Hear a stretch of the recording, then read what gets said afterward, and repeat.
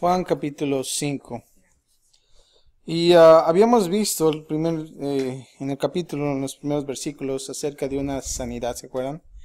Y ahora también continuamos comenzando del versículo 19, en lo que era un discurso de Jesús.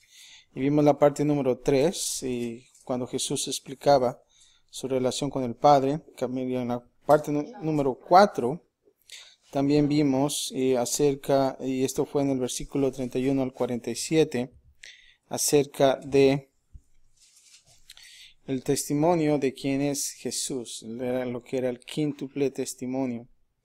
Y dentro de esos vimos cómo el testimonio fue de Juan el Bautista, el testimonio también y las obras de Jesús. Y también Jesús menciona un testimonio que va más allá de su testimonio de sí mismo. Y eso es lo que habíamos quedado. Pero ahora vamos a ver la continuación. Y vamos a partir del versículo 37 hasta el 47. Pero ahora vamos a ver, prácticamente vamos a terminar todo ese capítulo. Y quería solamente dividirlo en 3 partes, ya que era mucha información. Y era información importante y para entender, y no quería aglomerarnos con mucha información y poder perderlos. Pero vamos a tomar el versículo 37-38 para comenzar. Y esto es el título, el subtítulo que es el testimonio del Padre. Y el testimonio, la parte número 4 consta de el testimonio de quién es Jesús.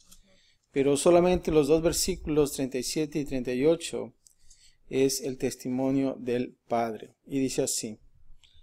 Y dice, también el Padre que me envió ha dado testimonio de mí. Está Jesús hablando aquí. Y luego dice, nunca habéis oído su voz, ni habéis visto su aspecto. Nota esto. Y luego versículo 38 dice, ni tenéis su palabra morando en vosotros, porque a quien él envió, vosotros no creéis. Ahora vamos a entender estos 2 versículos y observa lo que dice el 37. El Padre que me envió ha dado testimonio de mí. Prácticamente toda obra y mensaje de Jesús. Dios el Padre testificó de su estatus como Hijo de Dios, pero específicamente el Padre testificó sobre el Hijo en la profecía del Antiguo Testamento y en el bautismo de Jesús.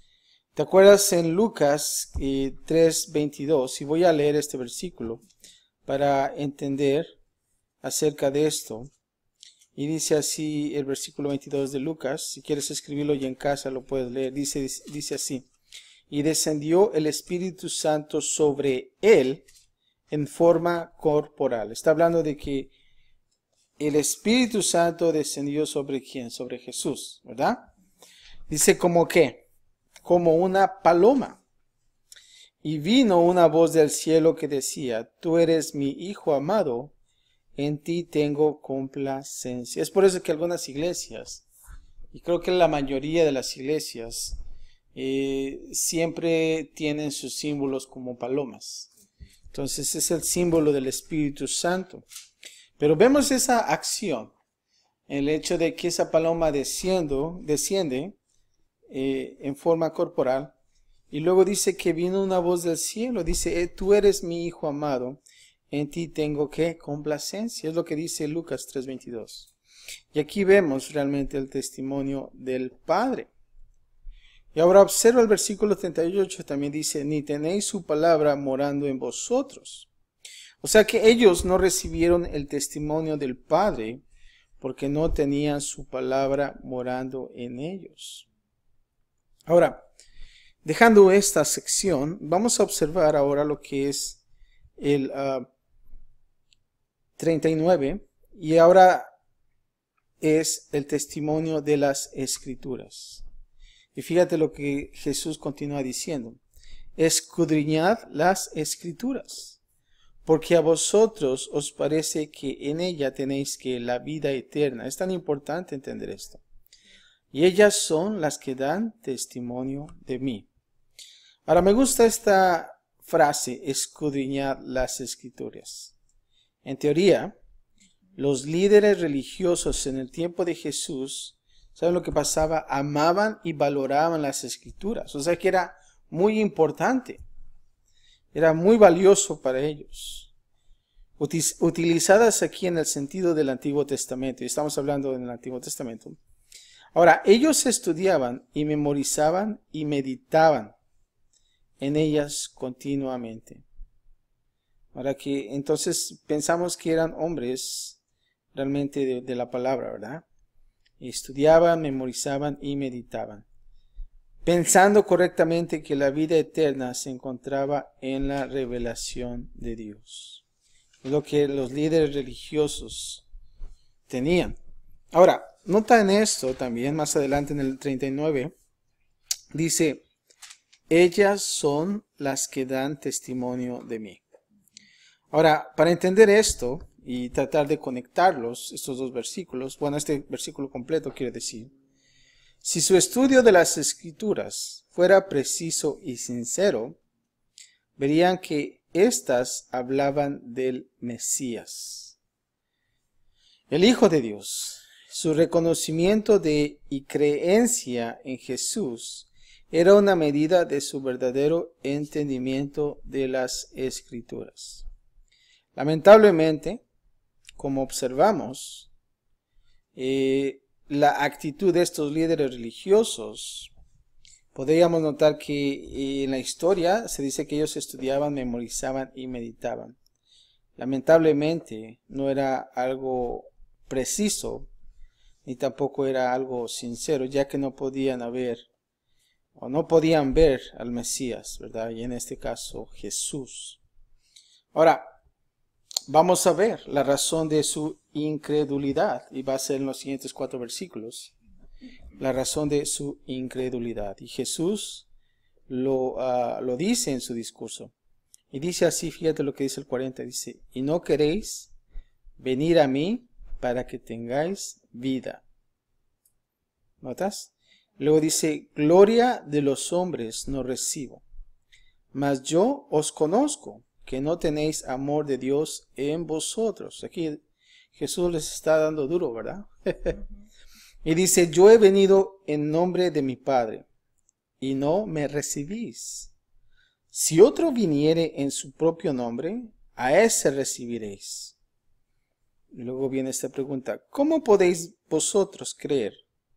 Pues recibís gloria los unos de los otros, y no buscáis la gloria que viene del Dios único. Ahora eso es algo interesante. Y aquí Jesús cuando dice, y no queréis venir a mí. Y entendemos que los líderes religiosos no estaban dispuestos, a pesar de que tenían todo el testimonio que uno podía desear. ¿Saben lo que estaba pasando? Ellos estaban más preocupados por la gloria de los hombres, no por la gloria que viene de Dios. Observa lo que dice el 44. No buscáis la gloria que viene del Dios único. Ahora, aquí Jesús dejó claro que la vida se encuentra en cumplir con la orden cuando dice venir a mí. Cristo es una persona viva, llena de poder para salvar. Él no ha puesto su salvación en sacramentos o libros ni sacerdotes, sino que la mantiene en sí mismo. Y si usted quiere tenerla, debe venir a Él. Eso es lo que dijo un maestro de la Biblia llamado Spurgeon. Y lo voy a leer una vez más, porque es lo que estaba pasando con estos líderes. Jesús dejó claro que la vida se encuentra en cumplir con la orden cuando dice venir a mí. Cristo es una persona viva, llena de poder para salvar. Él no ha puesto su salvación, nota esto, es importante, en sacramentos o libros ni sacerdotes, sino que la mantiene en sí mismo. Y si usted quiere tenerla, debe que venir a Él. Y creo que es importante eso, porque cuando nosotros estamos en la palabra de Dios, no queremos volvernos líderes religiosos, ¿verdad? Esos líderes que nada más están ahí usando la palabra de Dios, pero no pueden ver a Jesús en ella, ¿verdad? Y son esas personas que nosotros llamamos legalistas, ¿verdad? Y que no tienes que hacer esto, y que no tienes que hacer esto, y tantas cosas. Que te dices, bueno, entonces, ¿qué puedo hacer y qué no puedo hacer? ¿No? Y llega esa angustia en tu vida. Pero cuando nosotros vemos, escudriñamos las Escrituras, y cuando vemos a Jesús en ella, entonces todo cambia. Podemos entender. Y aquí observamos que su negativa de venir a Jesús fue a pesar de que su escudriñamiento de las Escrituras, cuando dice en Juan 5:39, ellos escudriñan las Escrituras, pero no quieren ir a Jesús. Entonces no es, por lo tanto, algo bueno el escudriñar las Escrituras, podríamos preguntarnos. Sí que lo es, y mientras más las escudriñas mejor, pero aún no es la cosa, no es la obra salvadora. Podemos ser lectores de la Biblia y aún así morir, pero esto no puede suceder nunca si nosotros venimos a Jesús por fe. Eso es lo que continúa diciendo Spurgeon en sus comentarios. O sea que es importante que cuando nosotros escudriñamos las Escrituras, dejar que el Espíritu nos guíe y nos lleve a ese conocimiento y de tener esa relación con Jesús. Es tan importante. Y no volvernos siempre como estos líderes religiosos. Ahora nota el 41 cuando dice, gloria de los hombres no recibo. Jesús no necesita de nosotros o de nuestro testimonio. Ahora, no actuó por interés propio ni por vanidad. Jesús habló solo por amor a sus almas para salvación. Es tan importante entender esto. Lo que Jesús hizo es, dio su vida para nosotros, ¿verdad? Para ser salvos. Eso es. Ahora, versículo 42, en la segunda parte, cuando dice que no tenéis amor de Dios en vosotros. Ahora, las razones de su rechazo eran principalmente razones del corazón, no de la mente. ¿Verdad? Porque cuando nosotros, si usted te pones a pensar, llegabas con estos líderes religiosos, ellos tenían conocimiento de la palabra de Dios, ¿verdad? Porque decían, y hemos visto que a través de la historia ellos meditaban, hasta memorizaban la palabra de Dios. Entonces, yo pienso que cuando tú hablabas con esos líderes, bueno, pues conocían la palabra.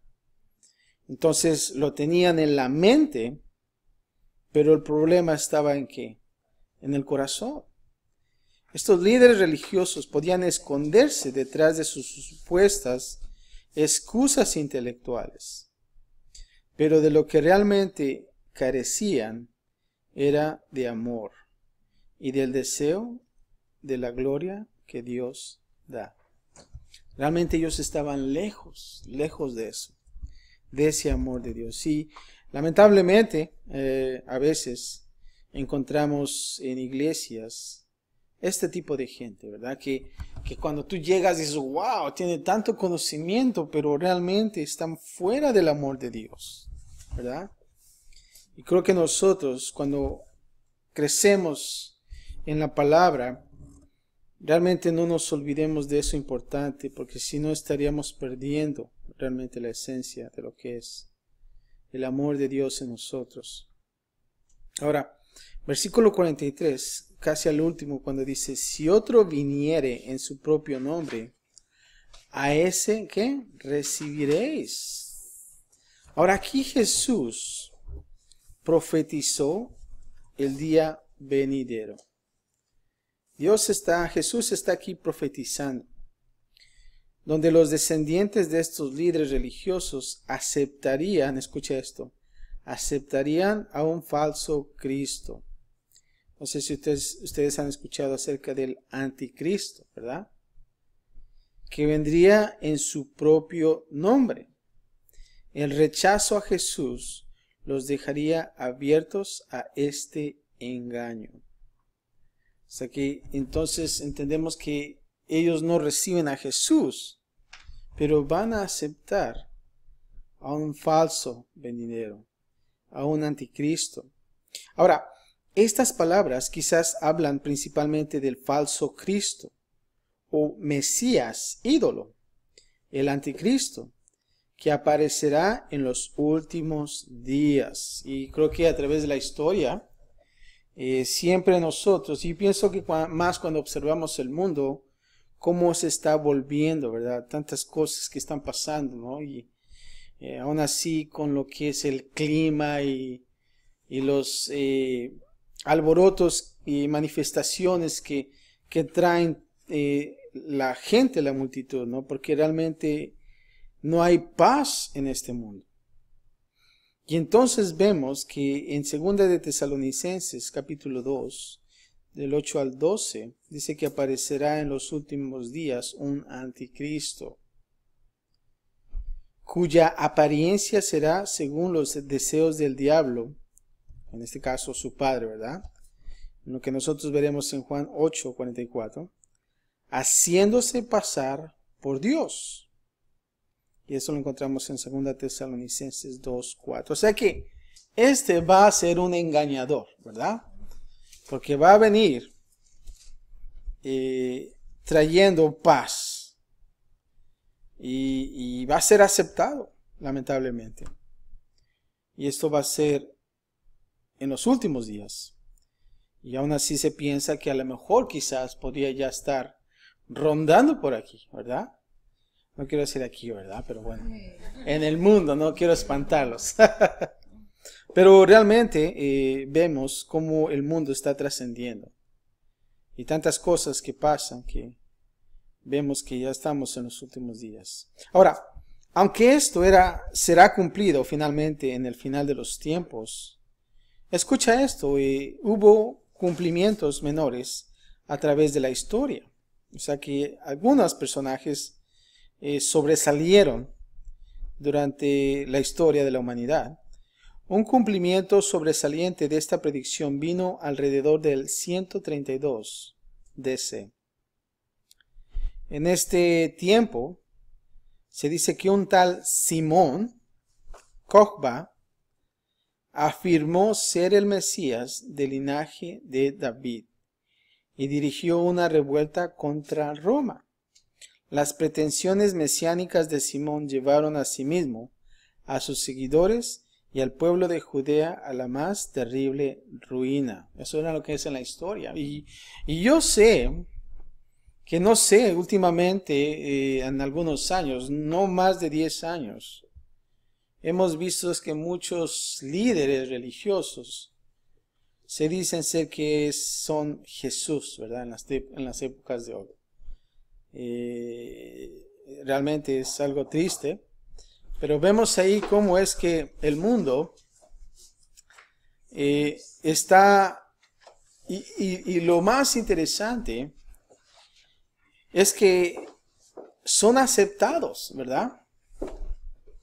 Son aceptados y realmente vemos que el final de estos hombres terminan en una terrible ruina también. No sé si ustedes se acuerdan en Texas, en Waco, Texas, el tal David Koresh, algo así, que tenía una secta que empezaron a llegar los policías y todos en una revuelta que terminaron todos muertos, ¿verdad?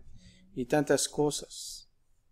Pero estos son cumplimientos menores de realmente algo mayor que va a pasar mundialmente. De este anticristo que va a venir y va a engañar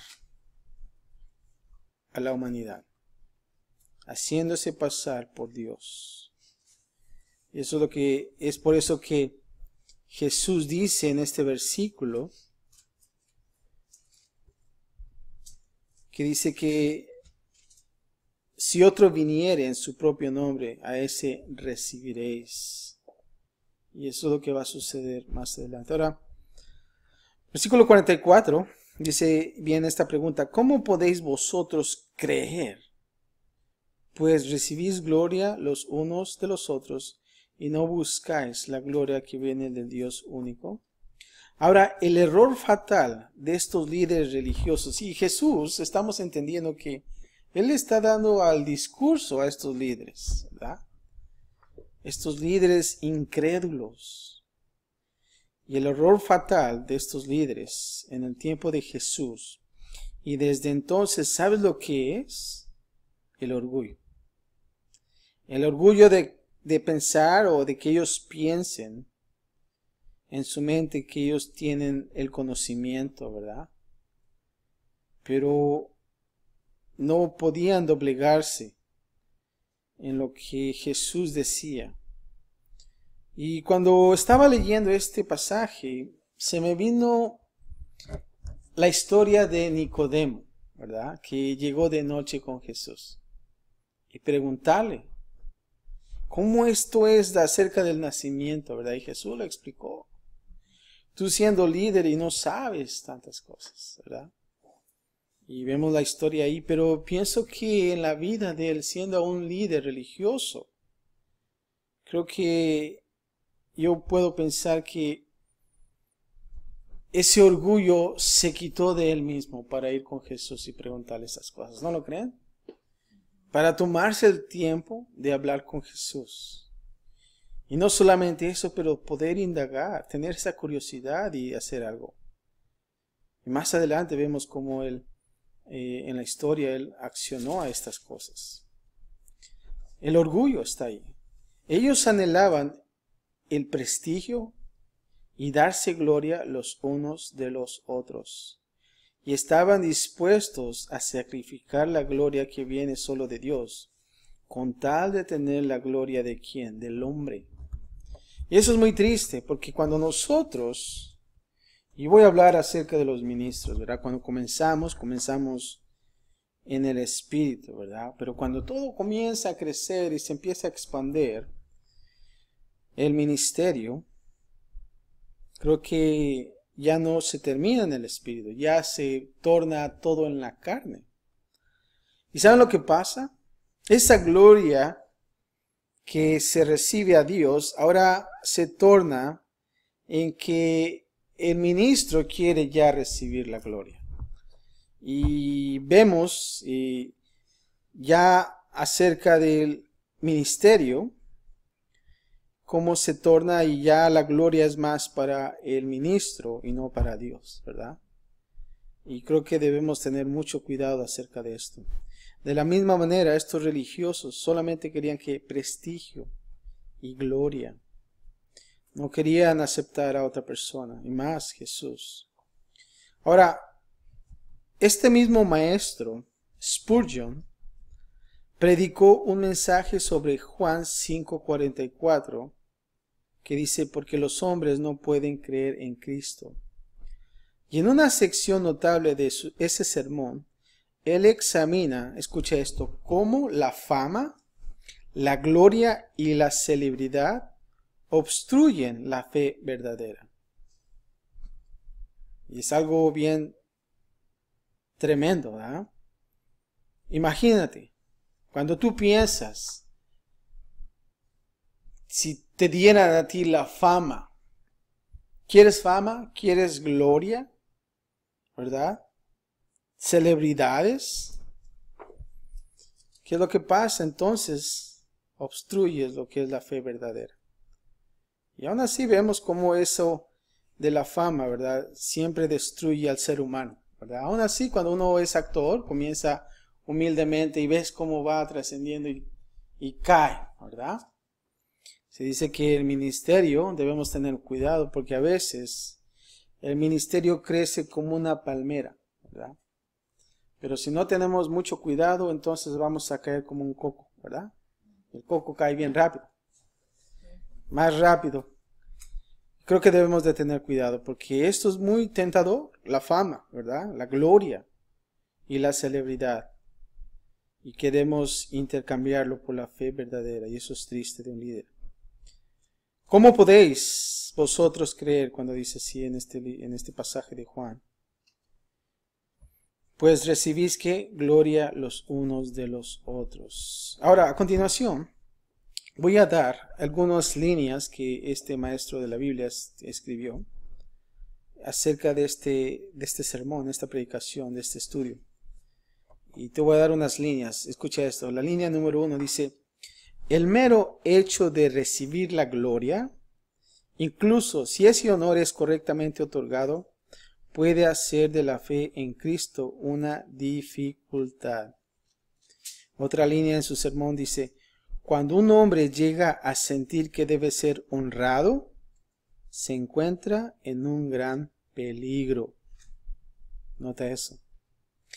Otra línea dice: siempre recibiendo este honor inmerecido, se engañan a sí mismos, haciéndose creer que lo merecen, ¿verdad? Otra línea dice: una vez más, la alabanza de los hombres convierte a los que reciben en grandes cobardes. Eso está buena. Una vez más lo voy a leer. Una vez más, la alabanza de los hombres convierte a los que la reciben en grandes cobardes. Una línea más dice: pero, oh, ¿cuántos viven del aliento de los hombres para ser aprobados, para ser aplaudidos? Eso es su cielo. Pero ser despreciado, recibir burlas, ser llamado tonto, que se les ponga algún sobrenombre, o no prefieren ir al infierno que soportar eso, ¿verdad? Y me imagino cómo es de que Jesús, Él soportó tantas burlas, tantas cosas, ¿verdad?, que Él sufrió. Pero nosotros a veces no queremos atravesar eso, ¿verdad? Nos gustan más que los aplausos, ¿verdad? Y cuando estaba leyendo esta porción, me acuerdo cuando Jesús entró en Jerusalén montado en un burro, ¿no? Y todos estaban aquí alabando, ¿verdad? Y tantas cosas. Y a veces pienso, bueno, nosotros deberíamos de ser como ese burrito, ¿verdad? El burrito no pensó: oh, esos son para mí, ¿verdad? Sino que él solamente estaba siendo un instrumento para Jesús. Pero todo eso era ¿para quién? Para Jesús, ¿verdad? La alabanza, la gloria. Una más, dice: el gran obstáculo de la salvación de los escribas y fariseos fue su orgullo, vanidad y amor propio. Eso es lo que le pasó a Satanás, ¿verdad? Así que era tan hermoso que se le subió, ¿verdad? Se creyó la última Coca-Cola en el desierto, como dicen por ahí. ¿Y qué es lo que pasó? Cayó. Vivían de sus propias alabanzas. Si hubieran reconocido que Cristo era el único maestro, hubieran renunciado, escucha esto, a la buena opinión de la multitud. Y ellos eligieron perder sus almas en vez de perder su reputación entre los hombres. Qué tremendo es, ¿verdad? Y lo último, ellos habían acusado a Jesús de actuar independientemente de Dios. Él ahora los acusa de demostrar esa independencia. El motivo de sus acciones no es el amor a Dios, sino la aprobación de sus compañeros. Y creo que es importante entender esto. Nosotros debemos de ser aprobados por Dios y no de los hombres. Ahora, por último, 45 al 47, vamos a ver el testimonio de Moisés. Ya vimos el testimonio del Padre, ya vimos también el testimonio de las Escrituras. Ahora vamos a ver el testimonio de Moisés. Fíjate lo que dice aquí 45. No penséis que yo voy a acusaros delante del Padre. Hay quien os acusa, Moisés, en quien tenéis vuestra esperanza. Porque si creyeseis a Moisés, me creeráis a mí, porque de mí escribió él. Nota eso. Pero si no creéis a sus escritos, ¿cómo creeréis a mis palabras? Y entendemos que aquellos religiosos, lo único que tenían era el Pentateuco, los primeros 5 libros de la Biblia, ¿verdad? Que es Génesis, Éxodo, Levítico, Números y ¿qué? Deuteronomio. Eso era lo único que tenían. Y eso era el Torá, ¿verdad? Moisés, el testimonio de Moisés. Ahora, vamos a ver el 46. Nota aquí que dice, porque si creyeses a Moisés, que dice, me creeráis a mí. Ahora, estos líderes religiosos rechazaron a Jesús porque rechazaron la palabra de Dios a través de Moisés. Moisés los acusa porque Moisés escribió acerca de Jesús y ellos no recibieron el testimonio de Moisés. Y es lo que quiere decir aquí. Ahora, para entender esto, fíjate lo que dice, porque de mí escribió él.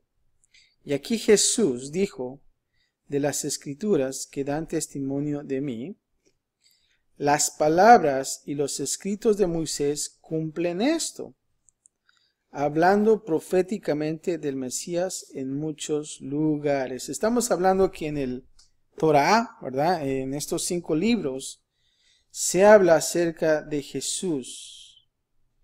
Y esto es algo profético. Y solamente vamos a ver algunos ejemplos de esto. Fíjate, y si quieres escribirlos para que más adelante puedas entender. Deuteronomio 18:15. Voy a leer, dice así. Profeta de en medio de ti, de tus hermanos, como yo, te levantará Jehová tu Dios, a él oiréis. Uno más, Números 28 del 8 al 9. Fíjate lo que dice aquí. Y Jehová dijo a Moisés, hazte una serpiente ardiente y ponla sobre un asta. Y cualquiera que fuere mordida y mirare a ella, vivirá. Y Moisés hizo una serpiente de bronce y la puso sobre ¿qué? Una asta. Y cuando alguna serpiente mordía a alguno, miraba a la serpiente de bronce y vivía. ¿Se acuerdan de esa historia que vimos vimos en unos pasajes en Números? Vemos que aquí de esta serpiente que se tenía que poner en un asta, ¿verdad? Es como si fuera Jesús en la cruz. Vemos ahí también otra representación. También en Números 20, Jesús fue representado en la roca que dio agua a Israel en el desierto. Y lo vamos a ver más adelante a través de nuestro libro de Números que estamos leyendo hoy en día. Eso es otro. Uno más dice, el ministerio de Jesús fue mostrado en casi todos los aspectos de los 7 diferentes tipos de ofrendas que Dios le ordenó a Israel que presentara. Y esto es en Levíticos 1, del capítulo 1 al 7. Esta era también aspectos de los 7 diferentes tipos de ofrendas. Y eso es lo que es el ministerio de Jesús.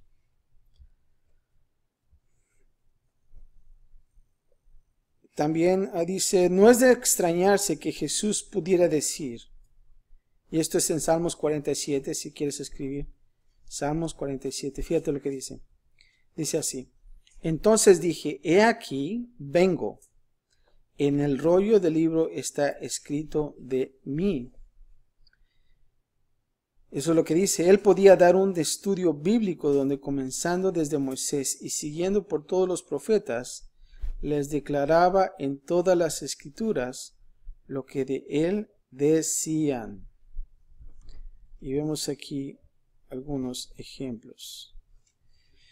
Este es un testimonio importante del Señor sobre el tema de todo el Pentateuco.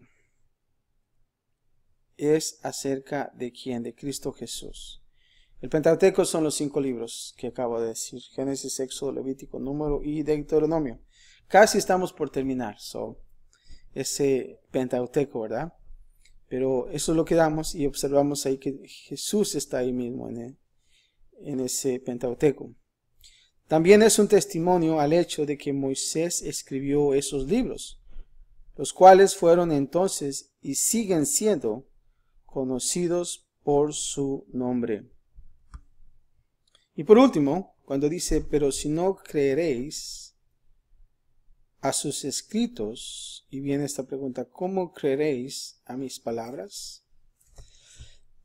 Y por último, dice aquí, Jesús no llamó a estos líderes religiosos a una nueva fe, a una fe totalmente diferente, ¿verdad? Él no quiso sacar algo nuevo, sino que es lo mismo. Él los llamó a creer lo que Moisés, las Escrituras, lo que sus obras, lo que Juan el Bautista, cada uno testificó sobre Jesús. Que Él, Jesús, estoy hablando, es el Mesías, el Hijo de Dios, y Dios, el Hijo. Si ellos se negaban a creer este testimonio, era poco probable que creyeran las propias palabras de Jesús. Y creo que en su último discurso, Él los está tratando de llevar desde Génesis, luego dice que los profetas, y todavía nombra a Juan el Bautista. ¿Se acuerdan de Juan el Bautista que decía, he aquí el Cordero de Dios que quita el pecado del mundo? Tantas cosas que ellos pudieron observar acerca de Jesús. Pero a veces veo y dice, bueno, ¿se hicieron de la vista gorda o de plano no entendían? ¿Se entiende? Pero observamos aquí que pienso que era más el orgullo en ellos. El que ellos pudieran ser, bueno, nosotros conocemos la palabra de Dios, ¿verdad? Y eso es todo. Sin embargo, aquí Jesús les exhorta fuertemente, ¿verdad? Y creo que para nosotros el entender esto, este discurso es tan importante. ¿Por qué? Porque hay gente que viene a tu puerta y comienza a debatir el nombre de Jesús, ¿verdad? Quieren realmente sacar ese nombre de Jesús fuera de sus iglesias. Y creo que nosotros debemos de tener mucho cuidado, ¿verdad? Porque así como podemos, como ellos tienen el conocimiento de la palabra, entre comillas, ¿verdad? Pero realmente ellos no pueden ver a Jesús a través de las Escrituras. Y creo que debemos simplemente nosotros, más que ser conocedores de la palabra, de poder nosotros recibir ese amor de Dios y de lo que Él hizo en la cruz, ¿verdad? Y de no desecharlo, así como estos líderes religiosos lo hicieron. Un pasaje dice, a los suyos vino, los suyos que no le recibieron. Yo creo que es algo triste, ¿verdad? Siendo conocedores de la palabra, pero están lejos del amor de Dios. Vamos a orar.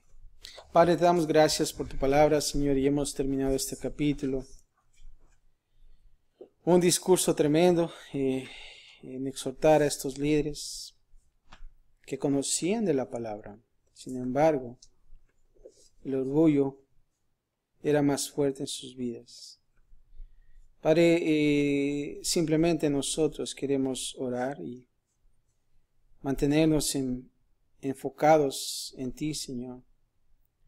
Que nosotros podamos crecer en tu palabra, pero más que eso, Señor, poder verte a ti, Señor, a través de ellas.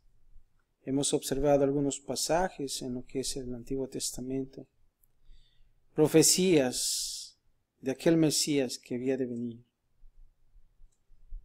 Y vemos los grandes testimonios con el Padre a través de las Escrituras, Señor. Aún Moisés profetizando acerca de ti. Y aún así la gente no creía. Vemos esa historia acerca de esa serpiente de bronce que fue levantada en un asta para que la gente pudiera ser sana. Sin embargo, Señor, yo sé que en esos momentos había gente aún así incrédula. De tan solo poder ver eso, Señor, iban a ser sanados. Pero aún así el orgullo estaba en ellos y no lo hicieron y murieron. Padre, ayúdanos a mantenernos nosotros en la palabra. Ayúdanos a mantenernos nosotros en ese amor, en esa comunión contigo, Señor. Y no perder esa perspectiva, Padre. Sé con nosotros hoy, Señor, y gracias por esta porción del día. Y de poder mañana, si es tu voluntad, comenzar un día más. De saber que tú eres Dios. Y de saber, Padre, que un día vamos a estar contigo, Señor. Vienen los últimos días. Pero, Padre, no tememos, porque nosotros sabemos a dónde vamos y qué es lo que tú tienes para nosotros, Señor. Gracias, Padre, por todo en Cristo Jesús. Y todos decimos, amén. Puesto de pie, hermanos, vamos a cantar una última alabanza y terminamos nuestro servicio.